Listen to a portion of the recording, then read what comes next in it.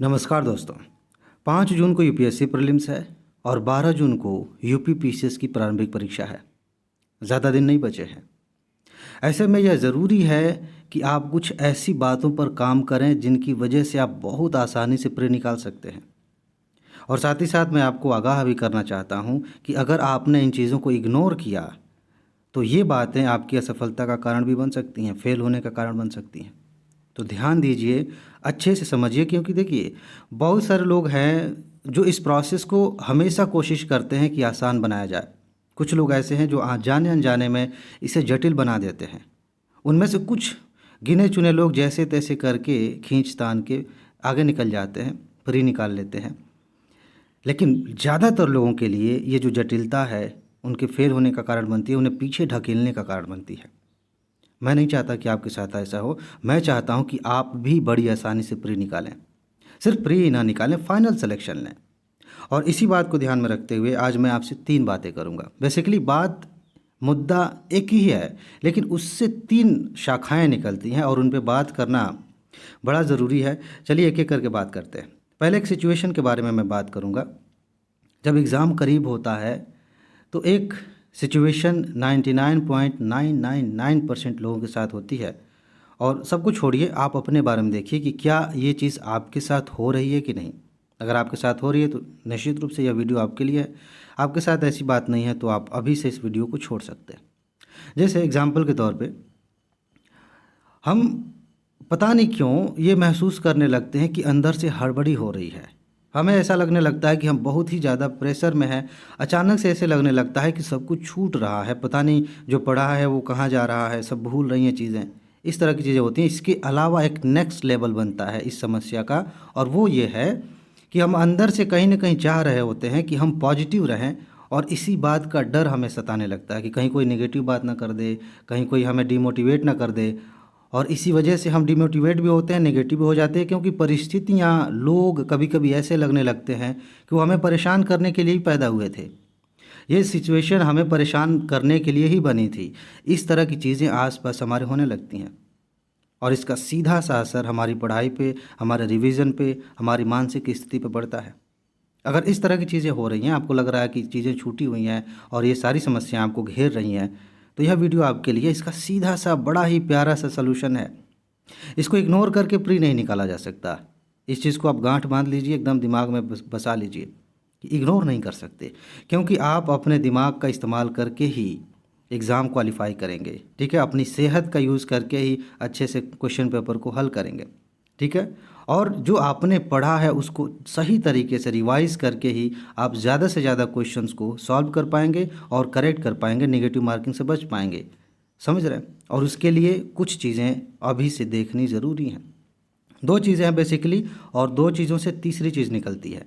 पहली बात यह है, ध्यान दीजिएगा। पहली बात यह है कि आपको अभी अपने सेल्फ मैनेजमेंट पे काम करना है। ऐसा यहाँ मैं कोई फ़िलासफ़ी नहीं बतियाने जा रहा हूँ कि सेल्फ मैनेजमेंट में ये करो वो करो, ऐसा कुछ नहीं। अभी बात करते हैं। दूसरी बात है कि आप अपने टाइम को मैनेज करिए, और ये दोनों चीज़ें एक दूसरे से जुड़ी हुई हैं। आप अपने आप को ऐसे मैनेज करिए कि आपका समय भी मैनेज हो। टाइम मैनेजमेंट अपने आप में कुछ नहीं है। आप खुद को, अपने काम को, इन चीज़ों को मैनेज करते हैं अच्छे से, वही आपका टाइम मैनेजमेंट है। ठीक है ना? तो ये दोनों चीज़ें जुड़ी हैं, और इनका जो सलूशन है वो है तीसरी बात। ठीक है, जो कि अपने आप में बड़ा कमाल का है। वहाँ आप देखेंगे कि सीधे सीधे टाइम मैनेजमेंट की बात उस तरह से नहीं हो रही जैसे होती है। सीधे सीधे इस तरह की बात नहीं हो रही कि आप अपने आप को कैसे मैनेज करेंगे। हालांकि मैंने इस बारे में बात की है कि आप अपने आप को पॉजिटिव कैसे रखिएगा। कई सारी बातें मैंने की है कि एग्ज़ाम कैसे आसान बनाया जा सकता है। लेकिन आज एक दूसरा एंगल है। सबसे पहले इन तीनों को एक साथ लेके आते हैं, फिर बात करते हैं। देखिए, अभी जो भी मैंने समस्याएं गिनाई कि ये सब कुछ होता है, उसकी जड़ में चलते हैं। उसकी जड़ क्या है? जब आप परेशान होते हैं, जब ये सारी चीज़ें होती हैं, तो आपको थोड़े समय बाद ऐसा लगने लगता है, खुद महसूस होने लगता है कि समय तो ख़राब हो रहा है, टाइम अच्छे से मैनेज नहीं हो पा रहा है, समय का हम सही इस्तेमाल नहीं कर पा रहे। ज़रा नीचे चलिए और इसकी तह में जाके देखिए कि जब आप पढ़ाई कर रहे थे या कर रही थीं, जो भी हैं आप, तो उस समय क्या हुआ? आपका दिमाग कहाँ जा रहा है? ये समय ऐसा है कि आपको 24 घंटे खुद की निगरानी करनी है। यह आपकी ज़िम्मेदारी है। आप देखेंगे, आप पाएंगे कि आप पढ़ाई कर रहे हैं और किसी न किसी बहाने से आपका दिमाग कहीं कहीं भटक जा रहा है, किसी की बात याद आ जा रही है। कभी ऐसा लगने लग रहा है कि कभी फेल हो गए तो क्या होगा, कभी पढ़ते समय ही ऐसा महसूस हो रहा है कि यार इसको पढ़ा है बार बार फिर भी ऐसा क्यों लग रहा है कि कभी देखा ही नहीं इसको ज़िंदगी में। ये सारी चीज़ें हो रही हैं।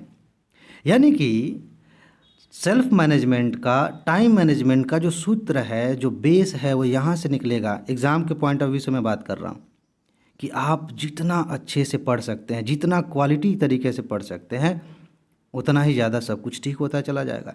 आप अंदर से अच्छा महसूस करते चले जाएंगे, आपका समय सही जगह पे लगने लगेगा, मतलब टाइम मैनेज हो गया। और उसका एक फार्मूला मैं बता रहा हूँ। ये इतना शानदार फार्मूला है, इतना चमत्कारिक फार्मूला है कि मज़ा आ जाएगा आपको अभी तुरंत। देखिए क्या करना है। इतना तो पक्का है, मैं अपने अनुभव से भी जानता हूँ और बहुत सारे लोगों के अनुभव से जानता हूँ कि ऐसा है कि हमारा दिमाग एग्ज़ाम से पहले कुछ ज़्यादा ही भटकता है। अभी मैंने कहा कि खुद की निगरानी करिए। आप पढ़ाई कर रहे हैं, पढ़ाई करना इस समय मेन काम तो यही है। आप खुद को देखिए कि कहीं पढ़ाई के नाम पर आप किसी चीज़ के बारे में विचार तो नहीं कर रहे। क्योंकि जिन लोगों को आप देख रहे हैं ना कि दिन रात पढ़ाई कर रहे हैं, ज़रूरी नहीं है कि वो दिन रात पढ़ रहे हैं, किताब खोल कर बैठे हैं, दिमाग में कुछ और चल रहा है, उनकी छोड़िए। आप अपने बारे में देखिए कि आपका दिमाग कहीं और जा रहा है कि आप क्या कर रहे हैं। या फिर कई बार ऐसा होगा कि आप पढ़ाई तो नहीं कर रहे हैं, पढ़ना चाह रहे हैं, लेकिन किसी से आप झगड़ा कर रहे हैं, किसी बात पे बहस कर रहे हैं, किसी से तर्क वितर्क कर रहे हैं, समय निकल रहा है। कहीं ऐसा भी हो सकता है कि आप बैठे हैं और प्लानिंग कर रहे हैं कि बस 10 दिन में ये कर देंगे, 5 दिन में ये कर देंगे, ये कर देंगे, वो कर देंगे। इन सब पे आप अपने आप को निगरानी में रखिए, देखिए कि आप कर क्या रहे हैं। और तुरंत जैसे ही आपको ये लगे, एक क्वेश्चन हमेशा हाथ में लेकर घूमते रहिए, ठीक है, तलवार के जैसे। जैसे ही आपको लगे कि पढ़ाई के अलावा आप कुछ भी कर रहे हैं, रिवीजन के अलावा कुछ भी कर रहे हैं, तुरंत अपने आप को रोकिए और पूछिए कि ये क्या चल रहा है।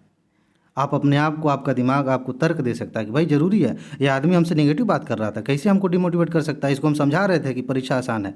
मत समझाइए किसी को।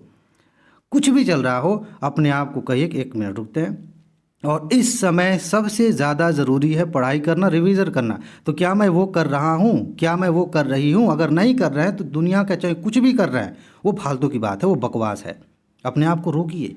इसलिए मैं कह रहा हूँ कि निगरानी में रखिए खुद को। और रोकने के बाद यहाँ से एक मज़ेदार फार्मूला निकलता है। कहिए ऐसा है, अपना अपना जो भी आपका नाम है, कहिए देखो भाई ऐसा है ना, सिर्फ 15 मिनट ईमानदारी से पढ़ लो। उसके बाद से ना ये जो भी चल रहा है, जो भी इशू है, उस पर बात कर लेना, उसको सॉल्व कर लेना, ठीक है। क्योंकि आपको अच्छे से पता है कि आपका दिमाग भटकने के लिए, पढ़ाई से भागने के लिए सब कर रहा था।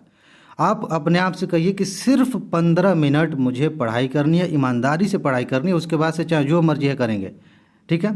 15 मिनट बैठिए, अपने आप से वादा करके बैठिए कि 15 मिनट ईमानदारी से हम पढ़ेंगे। उसके बाद से दोबारा इसी इशू पे आएंगे, इस पर बात करेंगे, इस पर विचार करेंगे। उस दौरान क्या होगा, 15 मिनट अगर आपने ईमानदारी से पढ़ाई कर ली, सही बता रहा हूँ, आपको एहसास होगा कि कितना फालतू में फंसा हुआ था या फंसी हुई थी। अच्छे से आपको समझ में आ जाएगा कि वो समय आपका ख़राब हो रहा था। और अगर आपने ईमानदारी से पढ़ाई नहीं की तो अपने आप से फिर से कहिए कि ईमानदारी से तो पढ़े नहीं, टाइम तो ख़राब कर दिए, फिर 15 मिनट बैठो। तो इससे क्या होगा कि आप लगातार अपने समय का सही इस्तेमाल कर रहे हैं और ख़ुद को लगातार भटकने से बचा रहे हैं। और यही है आपका टाइम मैनेजमेंट। और जब अच्छे से आपको महसूस होने लगा कि 15-15 करके आप लगातार पढ़ाई कर रहे हैं, आप अपने आप पॉजिटिव हो जाएंगे, अपने आप निगेटिव चीज़ें आपसे दूर हो जाएंगी और मामला सॉल्व हो गया।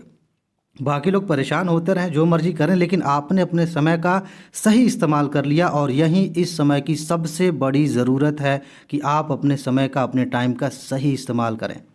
उसके बाद से सारी चीज़ें फिक्स हो जाती हैं, उसके बाद मज़ा आने लगता है, ठीक है ना जी।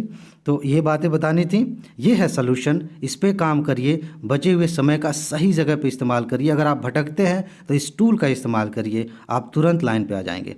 उसके बाद से मज़ा आ जाएगा, बहुत आसानी से आप पूरी निकाल सकते हैं, ठीक है जी। तो इसमें बस इतना ही है। और बाकी जो सबसे ज़्यादा इंपॉर्टेंट चीज़ है वो ये है कि अपना ख्याल रखिए, खुश रहिए, मस्त रहिए। खुश होके, मस्त होके, मुस्कुराते हुए ही ये काम करिए, भारी मन से नहीं, मस्त होकर के, ठीक है जी। तो आगे मिलते हैं, नमस्कार।